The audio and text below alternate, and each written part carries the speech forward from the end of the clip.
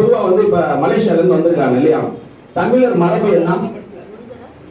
கை கூப்பி நம்ம கூப்பிடுறதுதான் நம்ம தமிழருடைய மரபு. இதுக்கு கிரக தொடர்பு என்ன? காலபுருஷனுக்கு 4ஆம் வீட்டுக்கு அதிபதி யாரு? சந்திரன். காலபுருஷனுக்கு 10ஆம் வீட்டுக்கு அதிபதி யாரு? சனி பகவான். இந்த தொடர்புல ஒருத்தர் இருந்தாங்கன்னு சொன்னா யார பார்த்தாலும் எங்கு பார்த்தாலும் முதல்ல கையெழுத்து தான் கும்பிடுவாங்க. இதனால வேணா ஆய்வு பண்ணி பாருங்க. ஒரு உதாரணம், தனுசு லக்னம் எடுத்துக்கலாம். லக்னாதிபதி குரு, அவர் 4ஆம் வீட்டுக்கு அதிபதியா வருவார். அவர் போய் 8ல போய் மறைஞ்சிருக்கிறாருன்னு வைங்க. அப்ப அங்க 8ல கடக ராசியா எடுத்துக்கங்க. தனுசுக்கு 8 கடகம் இல்லையா? அப்ப அதுல என்ன நட்சத்திரம் இருக்கு?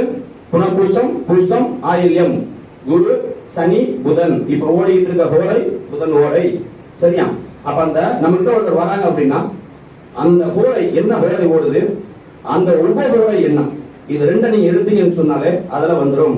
அப்ப அந்த குரு எங்க போய் நிக்கிறாருன்னா பூச நட்சத்திரத்துல நிக்கிறாரு. பூசம்ன்றது யாரு? சனி பகவான். அப்ப அந்த சனியினுடைய நட்சத்திரம் சந்திரனுடைய வீட்டுல போய் தொடர்பு ஏற்படுது. அப்படி ஏற்படும் பொழுது அவர்கள் கரம் கூப்பி வணக்கம் சொல்லுவாங்க. மேக்சிமம் பாத்தீங்கன்னா கை கொடுக்க மாட்டாங்க, ஹாய் அப்படிலாம் சொல்ல மாட்டாங்க. கையெடுத்து கும்பிடக்கூடிய தன்மை அங்க வந்து கொடுத்துரும் அப்படிங்கறத எடுத்துக்கலாம்.